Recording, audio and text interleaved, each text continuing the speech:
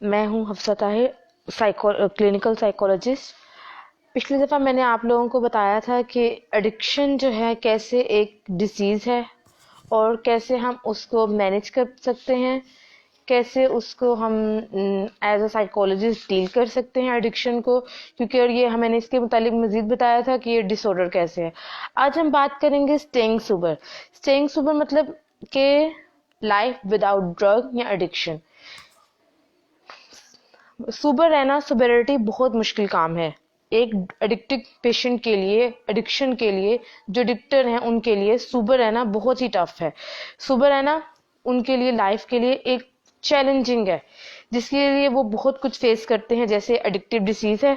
Addictive disease में मैंने आपको सारा बता दिया था कि ये डिसीज कैसे है।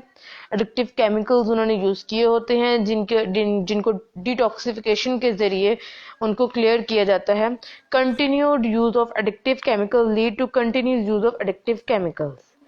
ठीक हो गया। वो बार बार एडिक्शन को जो है वो यूज कर रहे थे। उनके psycho social, bio psycho social, spiritual जो है, जो हाँ वो इफेक्ट हुआ था। आगे हमारे पास आ जाता है जो उनको, जब वो छोड़ देते हैं एडिक्शन, तो उनको किन किन मुश्किलात का सामना करना पड़ता है, फेस करना पड़ता है। जैसे पोस्ट एक्यूट विड्रॉल्स आते हैं उनके पास। सुबह रहना उनको उनको फेस करना बहुत मुश्किल काम है। वो कोशिश करते हैं, लेकिन जब उनको एक्यूट विड्रॉल्स आना शुरू हो जाते हैं तो वो कहते हैं हम तो रिकवर कर चुके थे, तो ये विड्रॉल क्यों आ रहे हैं? इसका मतलब हम रिकवर नहीं किए, हम रिकवर नहीं किया हमने, तो हम जो है दोबारा से जो है एडिक्शन स्टार्ट कर ले। तो ये इनका जो होता है ना वीक पॉइंट होता है, जिसकी वजह से वो रिलैप्स कर लेते हैं। तो इनको हम बताते हैं कि जो आपको जो ये दर्दें हो रही हैं, जो एडिक्शन आप लोग रिकवरी के बाद भी दर्दें हो रही हैं, ये इसकी रीज़न ये नहीं है कि आप रिकवर नहीं कर गए। इसकी रीज़न ये है कि आप रिकवर कर गए हो, इसलिए आपको विड्रॉल सिम्टम्स आ रहे हैं। When most people think about alcoholism, they think about alcohol-based symptoms and forget about the sobriety-based symptoms. जब एक आदमी जो है नशे का आदी हो जाता है तो वो भूल जाता है कि नशे के बगैर कैसे रहा जाता है। जब एक इंसान का डोपामिन लेवल हाई हो जाता है तो उसको जब वो उबाल आ जाता है डोपामिन लेवल पे, तो जब वो नॉर्मल होता है तो वो नॉर्मल नहीं होता, नॉर्मल से कम हो जाता है। तो उसको नॉर्मल यानी कि सोबर होने में बहुत टाइम लग जाता है, जिसमें वो कभी कभी उसके साथ आ जाता है ड्रग रिलेटेड डैमेज हो जाता है और वो रिलैप्स की तरफ भी चला जाता है। अब मैं आपको बताने चलूँ पोस्ट एक्यूट विड्रॉल क्या होते हैं। Post acute withdrawal means symptoms that occur after acute withdrawal. ठीक है, जिसमें हमारे पास सिंड्रोम है, a group of symptoms. Post मतलब आफ्टर, पोस्ट एक्यूट विड्रॉल मतलब symptoms that occur after acute withdrawals. ठीक है, एक्यूट विड्रॉल्स के बाद जो विड्रॉल आता है उसे कहते हैं पोस्ट एक्यूट विड्रॉल। ठीक हो गया। Post acute withdrawal is a group of symptoms of addictive disease that occur as a result of abstinence of addictive chemical। जब हम इनकी डिटॉक्सिफिकेशन करते हैं तो हम इनको साथ साथ मेडिकेशंस कर रहे होते हैं। मेडिकेशंस ऐसी कर रहे होते हैं कि वो उतना ही उनका लेवल बरकरार रखता है जितना वो एडिक्शन की कर रहे होते हैं, इसलिए उनको कोई भी इफेक्ट्स नहीं महसूस हो रहे होते। विड्रॉल्स तो आ रहे होते हैं लेकिन इफेक्ट्स नहीं हो रहे होते। फिर जैसे जैसे हम उनकी मेडिसिन को कम करते रहते हैं तो उनको फिर पोस्ट एक्यूट विड्रॉल्स आने शुरू हो जाते हैं, क्योंकि वो लाइफ को सुबर की तरफ लेके आ रहे होते हैं, जिसके लिए उनको टाइम लग जाता है। Symptoms of post acute withdrawal usually grow to a peak intensity over 3 to 6 months after abstinence begins। जब हम उनसे ये छुड़वा लेते हैं तो 3 to 6 months में उनके ये विड्रॉल्स आने शुरू हो जाते हैं, पोस्ट एक्यूट विड्रॉल्स, जिसमें उनको बहुत सी पिंग स्टार्ट हो जाती हैं, बहुत से इश्यूज स्टार्ट हो जाते हैं, एम्बेरसमेंट होती है, इनकम्पिटमेंट होती है, not okay, fear of failure है, सेल्फ स्टीम कम हो जाती है, लाइफ को चैलेंजिंग करने में, लाइफ को फेस करने में प्रॉब्लम हो रही होती है। अब हमारे पास जो टाइप्स हैं पोस्ट एक्यूट विड्रॉल्स के, वो है inability to think clearly, memory problems, emotional over reactions और numbness, sleep disturbance, physical coordination problems, stress sensitivity. इनको पोस्ट विड्रॉल प्रॉब्लम जो इनको आती है, दैट डजंट मीन कि आपकी जो एडिक्शन प्रॉब्लम है वो रिकवर नहीं हुई। It's the phase of recovery. जो पोस्ट एक्यूट विड्रॉल जो आते हैं ये भी एक, क्योंकि आपने इतनी ज़्यादा मिकदार में ड्रग इस्तेमाल की होती है तो उसने कोई ना कोई अपना असर छोड़ना ही होता है। हमने इस पे वो हमने इस पे जो है अपनी वो हार नहीं माननी, अपनी जो फोर्स है, अपनी जो पावर है वो ज़ाया नहीं करनी, हमने कोशिश जारी रखनी है। अब हमारे पास आता है रिकवरी एंड पार्शियल रिकवरी। हम लोग जो एक पेशेंट होता है ना, वो समझता है एडिक्शन का जो पेशेंट होता है वो समझता है कि मैं रिकवर कर चुका हूँ, बट वो रिकवर नहीं किया होता, वो पार्शियल रिकवरी के टाइम से गुजर रहा होता है। The first task of recovery is for alcoholic to recognize that they have a debilitating life-threatening disease as associated with the use of alcohol or other mood altering drugs. उसको पहले ये observe करना चाहिए कि वो इसके जो मूड सब्सटेंस के लिए ड्रग यूज करते हैं, मूड ऑल्टरिंग के लिए ड्रग यूज करते हैं, उसके बगैर क्या वो उसकी लाइफ गुजार सकता है। रिकॉग्निशन ऑफ टू अचीव के एब्सेंटीन्स जो रिकवरी को, ठीक है, पार्शियल रिकवरी और रिकवरी में यही फर्क होता है। हम लोग सोचते हैं डिटॉक्सिफिकेशन करवा ली तो ये हमारी रिकवरी होगी, नहीं, डिटॉक्सिफिकेशन करवाने के बाद ये हमारी पार्शियल रिकवरी होती है। रिकवरी जो होती है वो बहुत ज्यादा लॉन्ग टाइम पीरियड है रिकवरी का। रिकवरी में हमारे कुछ गोल्स होते हैं, डेवलपमेंटल पीरियड्स होते हैं। डेवलपमेंटल पीरियड में आ जाते हैं हमारे पास pre treatment, stabilization, early recovery, middle recovery, late recovery, maintenance. ठीक है, प्री ट्रीटमेंट में क्या होता है? प्री ट्रीटमेंट में रिकॉग्निशन ऑफ एडिक्शन है, यानी कि अपने ही एडिक्शन के बारे में जानना कि आप जो कर रहे हो वो एडिक्शन है। वो नॉर्मली कहते हैं जो सब्सटेंस यूज करते हैं उनका डिनाइल पैटर्न नहीं टूट रहा होता, वो डिनाइल पैटर्न तोड़ने की बहुत कोशिश करते हैं। तो उनका हम पहले डिनाइल पैटर्न तोड़ते हैं, उनको बताते हैं यू आर यूजिंग एडिक्शन, आप जो हो एक ड्रग यूज कर रहे हो, ये कोई वो नहीं है कि मेडिसिन नहीं है। तो इनको हम पहले रियलाइज करवाते हैं, रिकॉग्नाइज करवाते हैं कि एडिक्शन एक बीमारी है। फिर सेकंड उनके बाद आ जाता है हमारे पास स्टेबलाइजेशन में हमारे पास आते हैं withdrawal and crisis management. Withdrawal होते हैं, stabilization regaining control of thought process, emotional process, memory, judgement and behaviour, जिनमें उनको जो है मेमोरी इश्यूज आ जाते हैं, कंट्रोल आ जाते हैं, थॉट प्रोसेस आ जाते हैं, इमोशनल प्रोसेसेस आ जाते हैं, जजमेंट और बिहेवियर इश्यूज आ जाते हैं। अपने आप को स्टेबलाइज करने के लिए उनको पोस्ट एक्यूट विड्रॉल्स आते हैं। इनके जो बहुत ज्यादा ये सिवियर सिम्टम्स है पोस्ट एक्यूट विड्रॉल्स का। नेक्स्ट आ जाते हैं हमारे पास अर्ली रिकवरी। अर्ली रिकवरी में आते हैं acceptance and non chemical coping, यानी कि अपने आप को एक्सेप्ट करना और वो उनकी जो ड्रग कर रही हैं, अल्कोहल का यूज कर रही हैं, उसके बगैर फंक्शन करना, उनके बगैर अपनी लाइफ को आगे बढ़ाने के तरीके, पैटर्न सिखाते हैं हम उनको अर्ली रिकवरी में। नॉन केमिकल कॉपिंग, यानी कि अपनी जो रूटीन है उनको फंक्शनलाइज करने के लिए उनको बिहेवियर बताते हैं, उनको उनका थॉट पैटर्न सही करते हैं। ये आ जाता है अर्ली रिकवरी में। अब आ जाता है मिडिल रिकवरी। मिडिल रिकवरी में उनकी लाइफ को हम बैलेंस कर देते हैं। बैलेंस हम ऐसे करते हैं कि उनकी इन अर्ली रिकवरी में हम ये करते हैं accepting the disease of addiction and learning to function without drug and alcohol.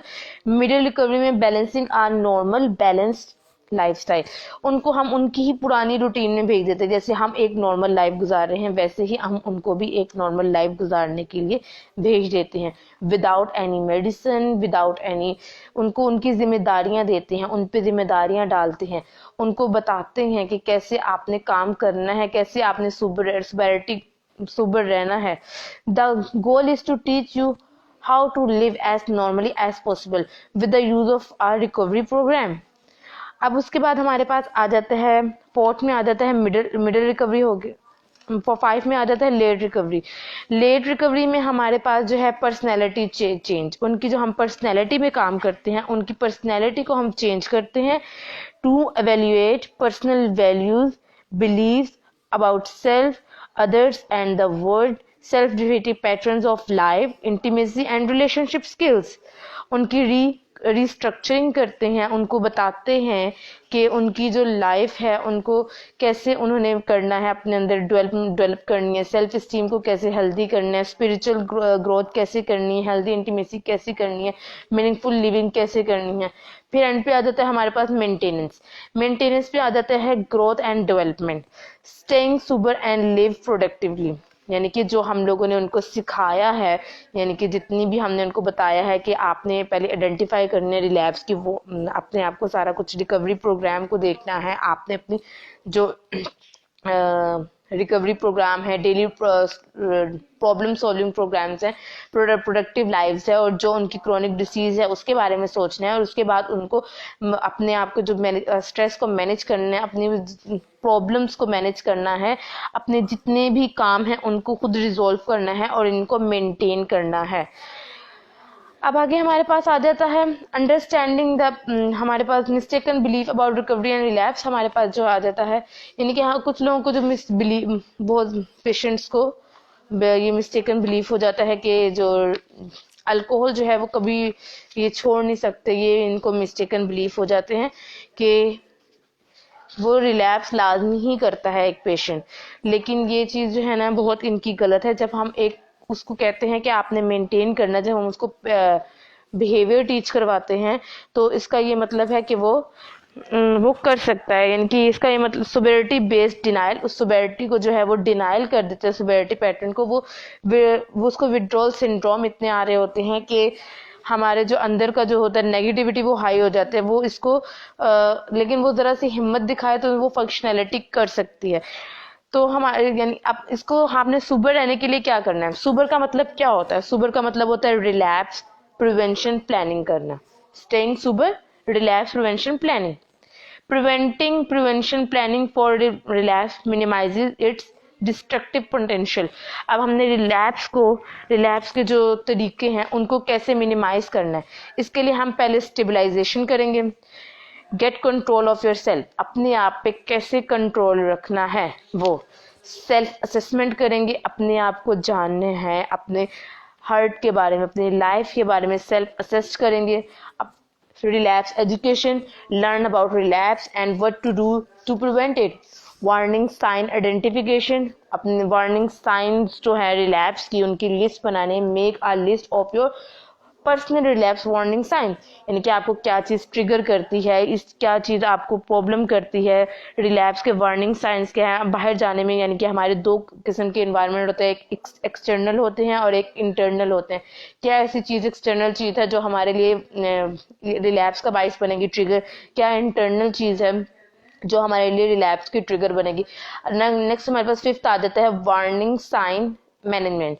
अब हम लोगों ने इसको learn how to interrupt warning signs before you lose control. अगर आपसे कंट्रोल लूज हो जाए तो आपने इसे मैनेज कैसे करना है। अपने जो वार्निंग साइन, यानी कि आप अगर उस एरिया में चले जाते हैं, उस इन्वायरमेंट में चले जाते हैं जहां आपको पता हो कि यहाँ हमें ट्रिगरिंग पॉइंट मिल जाएगी, अपनी थिंकिंग, आपको जो थिंकिंग प्रॉब्लम आ जाएगी, इमोशनल प्रॉब्लम आ जाएगी, मेमोरी प्रॉब्लम आ जाएगी, तो यहाँ आपने कैसे अपने आप को मैनेज करना है, ये साइंस को कैसे आपने इन पे कंट्रोल करना है, ये भी आपने तरीके सीखने हैं। फिर आ जाता है हमारे पास इन्वेंट्री ट्रेनिंग। इन्वेंट्री ट्रेनिंग में आता है learn how to become consciously aware of warning sign as they develop. Inventory training में यानी कि हमने अपने जो है I must do an inventory twice daily so I can notice the first sign of trouble and correct the problem before they get out of control। यानी कि intervention किसे कहते हैं? इंटरवेंशन कहते हैं अपने आप को जानना, अपनी लाइफ को किसी को मुदाखलत करने देना।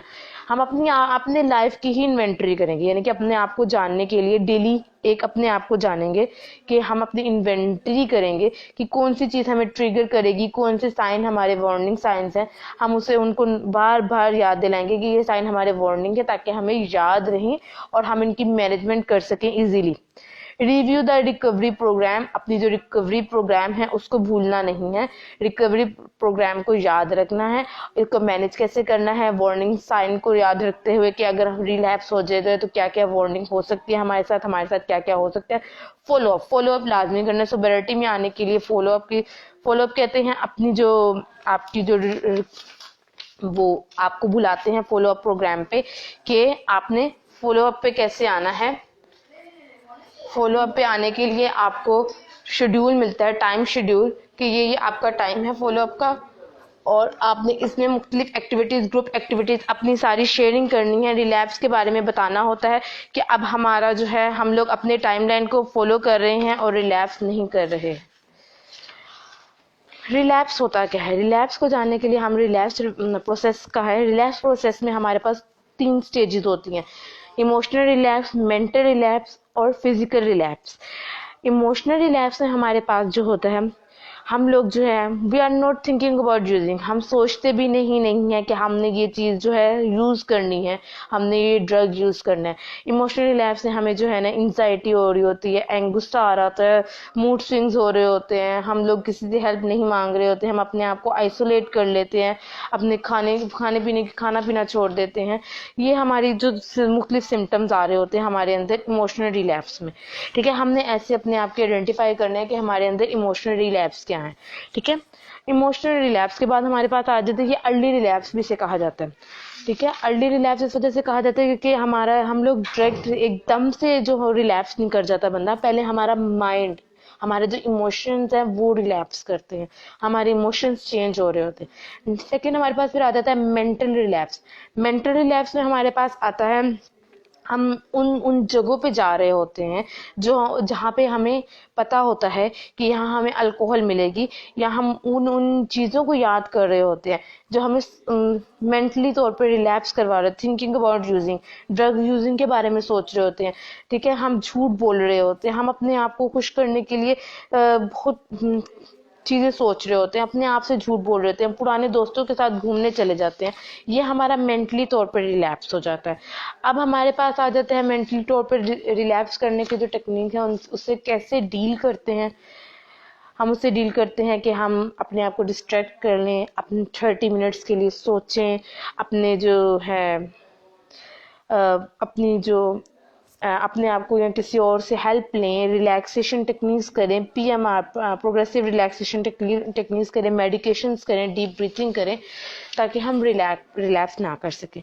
अब फिजिकल अगर हम ये भी कर दें तो इसके बाद आ जाता है हमारे पास फिजिकल रिलैप्स, यानी कि रिलैप्स पे जाने के लिए कितनी ज़्यादा फेजेस से गुजरना पड़ता है, पहले इमोशनल, फिर मेंटल और फिर फिजिकल। तो इसके सारे रोकने के लिए मैंने अब आपको ये बताया है पहले कि जो स्टेइंग सोबर है, यानी कि विदाउट अल्कोहलिक लाइफ में हमने रिलैप्स से बचने के लिए बहुत ज़रूरी है कि पहले हम जान लें रिलैप्स होता क्या है, रिलैप्स जो है ये क्यों होता है, रिलैप्स के ट्रिगर क्या है, हमारे वार्निंग साइन क्या है जिसकी वजह से हम रिलैप्स कर सकते हैं। तो ये चीज़ है इसमें। आप लोगों में से किसी का भी कोई क्वेश्चन हो तो वो पूछ सकता है।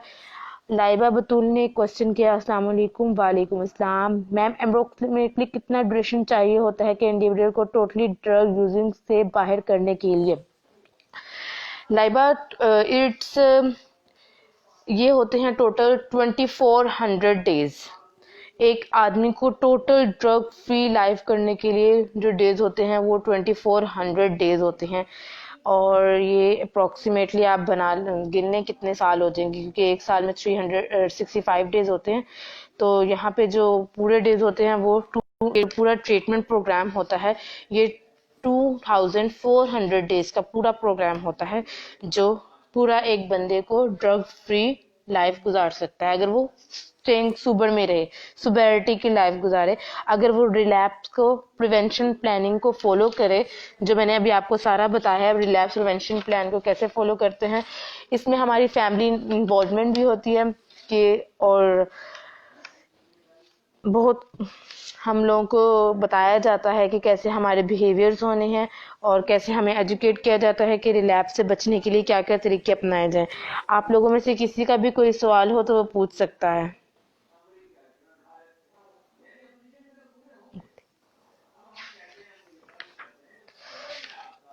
आज का मेरा टॉपिक था स्टेइंग सोबर।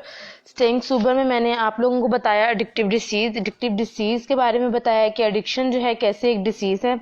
उसके बाद मैंने आपको बताया कि जब हम इसकी हम लोग डिटॉक्सिफिकेशन करते हैं, जब हम इसे मैनेज करने की कोशिश करते हैं, क्योर करने की कोशिश करते हैं, तो कैसे हमें पोस्ट एक्यूट विड्रॉल्स आ रहे होते हैं जिसकी वजह से हम कहते हैं कि हम रिकवरी नहीं कर सकते, हम हार गए हैं।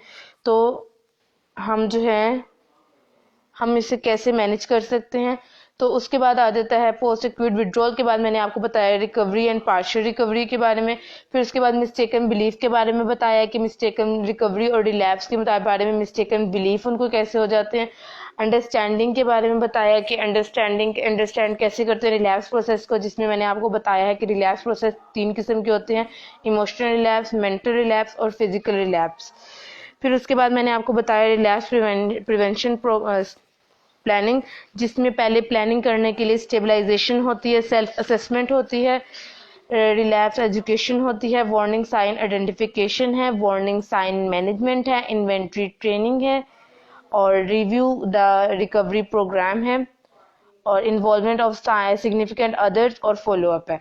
जी लाइबा, ओके मैम, एक बात और, कुछ क्लाइंट ड्यूरिंग सेशन छोड़ देते हैं, उन्हें कैसे कंटिन्यू करवाया जाए? ड्यूरिंग क्लाइंट जो छोड़ देते हैं उनको कैसे कंटिन्यू करवाया जाए? हम उनकी क्राइसिस इंटरवेंशन करवाते हैं, उनको दोबारा कंटिन्यू करवाने के लिए उनकी क्राइसिस करते हैं। क्राइसिस कहते हैं कि किसी को बगैर परमिशन के उठा के ले आना और उसको उनका ट्रीटमेंट करना, ज़बरदस्ती उनका इलाज करना, जिसमें हम उनकी फैमिली वगैरह इन्वॉल्व होते हैं, फैमिली मेम्बर्स उनके इलाज के लिए इन्वॉल्व होते हैं, और फिर हम उनका ट्रीटमेंट उनकी फैमिली से लिखवा लेते हैं कि हम उनका ट्रीटमेंट करना चाह रहे हैं, फिर हम उनका ट्रीटमेंट स्टार्ट करते हैं। इसे कहते हैं क्राइसिस इंटरवेंशन। ठीक हो गया लाइबा? एमन, थैंक यू सो मच, आपने सही जवाब दिया था। 27 मंथ, आई फॉरगेट दिस कि मैंने 24,000 डेज बोल दिया था। थैंक यू सो मच एमन।